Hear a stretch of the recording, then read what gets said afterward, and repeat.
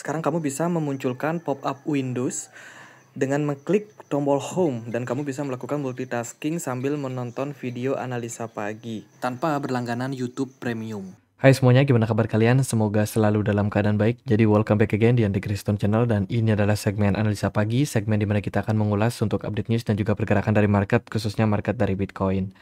Hari ini kita berada di tanggal 2 Februari 2025, kita berada di weekend ya teman-teman. Jadi sedikit outlook aja untuk beberapa news untuk perdagangan besok. Besok itu ada rilis data Core CPI and CPI dari Uni Eropa jam 5 sore. Kemudian dari Amerika Serikat akan ada data Manufacturing PMI, Employment, dan juga Manufacturing Prices. Data yang berhubungan dengan manufacturing. Kemudian kalau kita lihat dari data yang lain, hari Selasa kita akan rilis data job opening untuk Amerika Serikat, data yang sangat penting terkait dengan pembukaan lapangan pekerjaan. Dilanjutkan dengan hari Rabu, kita akan dapat data terkait dengan non-farm employment, lalu juga ada data PMI services ya, PMI composite and services, lalu akan ada data crude oil inventory. Di hari Kamis, data yang tidak kalah penting adalah jobless claim, initial jobless claim, data terkait dengan pengangguran yang sangat-sangat penting untuk kita perhatikan. Kemudian juga ada data terkait dengan unemployment rate dari Amerika Serikat di hari Jumat. Kemudian juga data terkait dengan hourly earning ya. Itu sih beberapa rilis data yang akan kita temukan di minggu depan. Jadi masih bakalan sangat-sangat penting untuk melihat seperti apa posisi dari pergerakan dolar. Hari ini sih overall market Bitcoin tertekan ya, drop 1% something. Sayang sekali Bitcoin dominance justru malah ngepump signifikan di perdagangan hari ini, hampir 3%. Ini tentu saja sangat-sangat negatif untuk altcoin. Kemudian juga kalau kita perhatikan dari emas, emas dikit lagi all time high baru ya. Jadi nampaknya tren masih mengarah kepada komoditi, which is itu adalah precious metal, emas ya, perak. Kemudian indeks dolar masih kuat, apalagi impact daripada kebijakan dari Donald Trump kemarin terkait dengan pembaruan tarif pajak. Untuk negara tetangga, Kanada dan Meksiko dikenakan pajak 25%, sementara untuk Cina pajaknya dinaikkan 10%. Dan ini menolak ancaman sebelumnya, di mana Donald Trump pernah mengatakan bahwa Trump di pemerintahannya akan menaikkan tarif pada Tiongkok. Ya, bahkan ancamannya sampai 65%. Jadi kalau hal tersebut terjadi bisa sangat-sangat merugikan dua belah negara ini, dua negara bagian ini, dan tentu saja Cina akan mengganti ya tujuan ekspor mereka yang sebelumnya ke Amerika bisa jadi malah masuk ke Asia Tenggara. Gitu. Syukurnya Donald Trump kemarin tidak menaikkan tidak menaikkan tarif pajak sampai 65%. Karena kalau itu terjadi, ya siap-siap Indonesia, negara-negara ASEAN, negara-negara berkembang itu akan dibanjiri produk dari Cina. Karena otomatis Cina nggak akan mau banyak-banyak ekspor ke Amerika Serikat karena tarif pajak yang terlalu tinggi. Ditakutkan mereka kalah bersaing di sana. Jadi pasti akan menargetkan market di ASEAN ya. Seperti itu. Dan ya karena kebijakan kemarin diambil adalah 10%, dan itu menurut saya sebuah fair lah teman-teman, sebuah kebijakan yang cukup fair. Sebelum kita lanjut, aku mau informasikan dulu ya, Gate.io akan melisting token PINA. PINI, teman-teman. Teman-teman bisa dapatin dengan melakukan staking Bitcoin kalian ya, dan akan mendapatkan meme token PINI ini. Gitu. Periode stakingnya itu sampai 3 hari ke depan. Jadi buat yang tertarik bisa langsung cek link yang ada di kolom deskripsi. Yang sudah punya aset Bitcoin bisa dibikin asetnya bekerja, teman-teman. Oke, kita akan lanjut di beberapa berita yang penting banget untuk disampaikan. Yang pertama adalah Fed balance sheet Amerika Serikat yang sepanjang tahun 2024 itu terus mengalami penurunan. Kita tahu The Fed sudah melakukan cut rate. Namun ternyata kalau kita lihat dari balance sheet ternyata terus mengalami penurunan. Apalagi di pemerintahan Trump ini juga kurang lebih mendukung ya terkait dengan menurunkan inflasi, membuat perekonomian tetap stabil, ya sembari tetap bikin ketenaga kerjaan masih masih bagus, masih positif seperti itu. Jadi kalau saya melihat dari kebijakan Trump sejauh ini, Donald Trump sepertinya nggak pengen terburu-buru kayak cetak duit, ya kan memberikan stimulus ke pasar, itu sama sekali tidak dilakukan. Dan kalau kita lihat di posisi sekarang, pembentukan DOGE ya, Department of Governance Efficiency, itu nampaknya pengen bikin segala sesuatu program dari Trump ini berjalan dengan efektif dan juga efisien. Jadi kalau bisa seefisien mungkin, seminim mungkin dana yang diperlukan. Itu yang saya lihat di awal kepemimpinan ini, dan kalau kita lihat dari apa upaya yang dilakukan Donald Trump benar-benar bisa dibilang tidak terlalu agresif untuk ekspansi gitu. Fed balance-nya turun, dan selama Fed balance-nya turun artinya uang beredar makin lama makin sedikit. Kalau uang beredar makin lama makin sedikit, otomatis akan ada market yang harus turun ya, karena mereka akan berebut nih. Let's say misalkan ada beberapa aset kelas yang ada di dunia ya saat ini, seperti ada gold, ada saham S&P 500, ya kita simpelkan menjadi indeks saham Amerika Serikat, terus juga ada Bitcoin dan juga crypto market. Nah, karena jumlah duit makin lama makin sedikit, otomatis aset-aset kelas ini berebut satu sama lain untuk mendapatkan liquidity. Nah, market apa yang saat ini merebut pangsa pasar, yaitu market gold. Terbukti adanya inflow yang sangat stabil pada gold ditunjang sama pergerakan harga yang masih uptrend pada pergerakan harga emas. Kemudian juga indeks dolar meskipun masih menguat ya, tapi indeks dolar ini bisa dibilang masih menjadi pilihan. Artinya banyak orang yang masih memilih dolar sebagai salah satu aset untuk menyimpan harta mereka atau store of value. Nah, sementara S&P 500 sudah mulai melemah, Bitcoin pun juga melemah.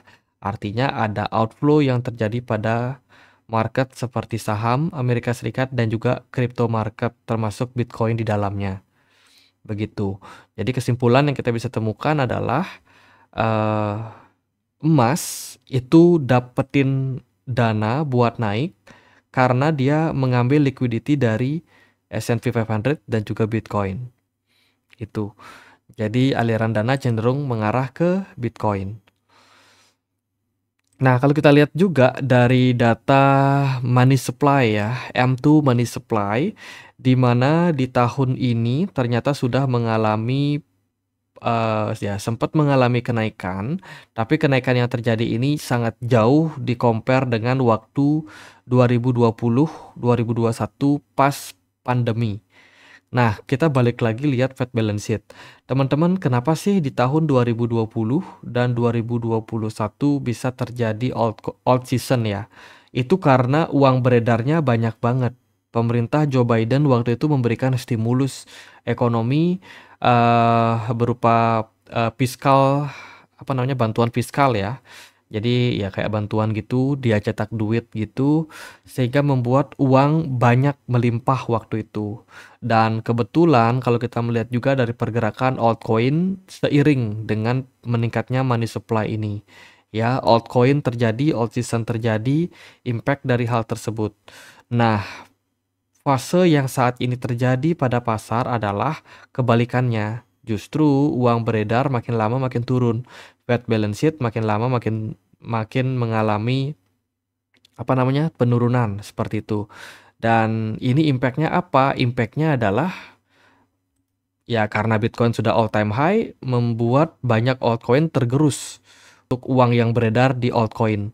Ya, itulah kenapa altcoin nggak perform. Dan bahkan setelah 2 hari penurunan dari Bitcoin dominance, itu ternyata di hari ini ya langsung mengalami pumping bisa sampai hampir 3%.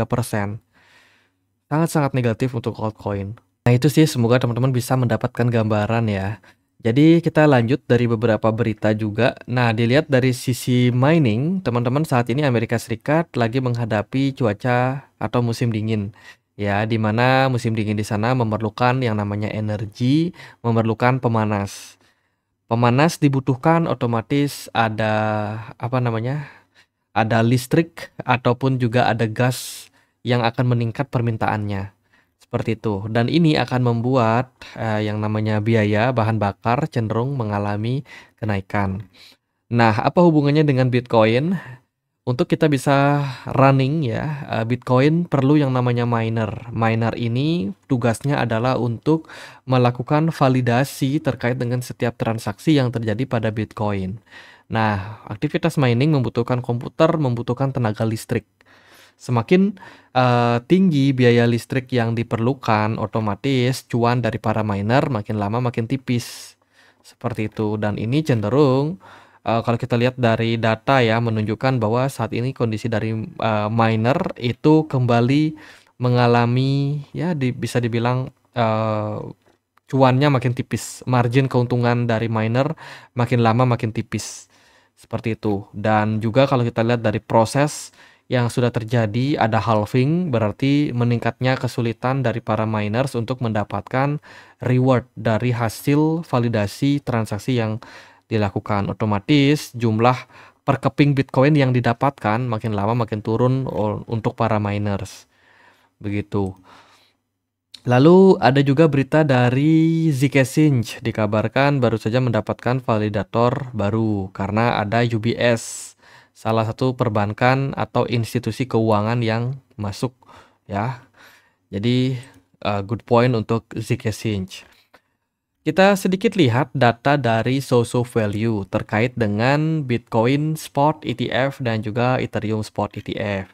Di perdagangan penutupan hari Sabtu kemarin ternyata positif untuk Bitcoin Spot ETF mendapatkan inflow sampai 318 juta dolar. Sementara kalau kita lihat dari Ethereum, datanya ini ada inflow sih, tapi tipis, hanya 27,7 juta saja. Kemarin aku juga perhatikan dari mana dia itu? Dari BlackRock ya, itu ada akumulasi berupa Ethereum dalam 4 hari terakhir. Jadi 4 hari terakhir BlackRock ada beli Ethereum lewat Coinbase Prime. Itu sementara di perdagangan kemarin BlackRock ada beli Bitcoin ya. Ada beli Bitcoin senilai 235 keping. Sorry, 295 keping Bitcoin. Ya itu lumayan 30 miliar US dollar, teman-teman. Itu BlackRock overall kita lihat dia masih mengakumulasi dua aset penting ini, yaitu Bitcoin dan juga Ethereum. Semoga sih masih ada harapan ya, khususnya untuk altcoin yang memang masih mendapatkan tekanan-tekanan untuk perdagangan saat ini. Ada rumor terkait dengan 21 Share baru saja memberikan proposalnya terkait dengan Spot Polkadot ETF. Jadi ini sangat-sangat baru ya, jarang banget ada hedge fund yang menawarkan Polkadot. Melihat dari performance dari token ini juga ya dalam 2 tahun terakhir yang cenderung turun. Kemudian Grayscale, mungkin teman-teman udah tahu beritanya, baru aja launching untuk Dogecoin Investment Fund. Ya, dia juga baru menawarkan proposalnya. Kemudian dari data yang lain ada Sequoia and A16C ya join dalam sebuah kolaborasi gitu untuk melakukan pendanaan di crypto project di tahun ini, teman-teman. Jadi mereka baru merampungkan berhasil mendapatkan dana sampai 18 miliar untuk tahun 2025 ini untuk mereka invest di pasar kripto. Jadi semoga dengan aliran dana yang masuk tersebut dapat membawa impact yang positif. Donald Trump di laman Truth-nya ya di sosial media Truth milik Donald Trump itu dia bikin postingan kembali I love token Trump ya. Jadi katanya pom-pom lagi nih token Trump oleh Donald Trump itu sendiri pada tanggal 1 Februari kemarin. Padahal harga tokennya udah nyungsep, jelas-jelas nyungsep ya, tapi masih juga dipom-pom. Kemudian dilihat dari crypto bubbles, altcoin merah merona, hanya beberapa saja yang positif. Ada Qtum, kemudian Frax, token-token dengan market cap yang kecil kemarin masih terbilang positif. Ya itu sih beberapa rilis data dari saya melihat kondisi dari market saat ini ya. Bitcoin cenderung koreksi mengarah ke area 100 ribuan something karena di sana adalah level next support untuk Bitcoin. Kemudian dari BTC dominance hari ini menguat udah 3%, cepet banget growth-nya Bitcoin dominance. Panik ya semua yang pegang altcoin pada jualan. Dan kalau kita melihat altcoin rata-rata tertekan 2-3 kali lebih parah daripada Bitcoin. Seperti itu, terutama token-token dengan market cap yang kecil itu lebih mendapatkan selling pressure. Dan ya ini adalah kondisi dari pasar, negatif semuanya untuk altcoin gitu. Bitcoin turun, gold justru kemarin ya di penutupan terakhir itu dalam posisi dikit lagi all time high. Kalau dari saya melihat outlook dari gold, ini berpeluang masih akan rally. Smart money pada gold sudah meningkat sejak 26 Desember kemarin. Dan ini belum putus trennya. Bisa jadi gold akan create new all time high di bulan Februari. Lalu dilihat dari indeks dolar, so far so strong, indeks dolar mantul di area support di 107,3 yang menandakan bahwa pergerakan dari indeks dolar ini masih sangat-sangat kuat. S&P 500 kemungkinan akan turun ya. Indeks saham-saham teknologi di Amerika Serikat juga akan potensi turun lebih dalam. Gitu. Sementara dari Bitcoin sendiri saya melihat MACD udah create dead cross, which is ini artinya tekanan jual cukup signifikan. Ya, koin-koin besar seperti Ethereum tertekan parah. Smart money pada Ethereum itu nothing, nol. Dogecoin meskipun ada potensial issue yang bagus karena ada ETF Dogecoin itu tidak disuplai oleh smart money. Smart money-nya udah habis banget. Sementara dari Kaspa smart money-nya kosong, BNB smart money-nya makin turun. Litecoin even udah beberapa kali rally ya, namun smart money-nya juga mengalami penurunan tipis. Ya, tapi Litecoin better daripada Ethereum kalau kita lihat dari smart money-nya. XRP pelan-pelan udah mulai tergerus smart money-nya, hati-hati ya buat XRP. Solana pun juga demikian. Jadi saya melihat altcoin ini ya agak berat teman-teman, agak berat. Kecuali kalau ada terobosan baru, kecuali ada sentimen baru yang bisa meningkatkan money supply, yang bisa meningkatkan Fed balance sheet Amerika Serikat. Jadi kondisinya saat ini benar-benar sulit ya. The Fed, Jerome Powell mempertahankan suku bunga di level yang tinggi, sementara Donald Trump justru menarikkan tarif pajak, kemudian juga Donald Trump bikin Departemen Governance of Efficiency yang memang bertujuan untuk meningkatkan efisiensi daripada spending yang dilakukan Amerika Serikat. Artinya Amerika Serikat nggak mau overspending.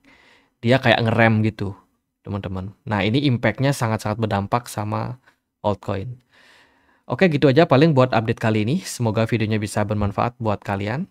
Dan kalau ada pertanyaan lain, ada koin lain buat dibahas, teman-teman bisa langsung tulis di kolom komentar channel YouTube ini. Kita juga ada komunitas diskusi di Telegram buat yang pengen join ya. Linknya ada di kolom deskripsi. Seperti itu. Jadi akhir kata saya Andre, makasih.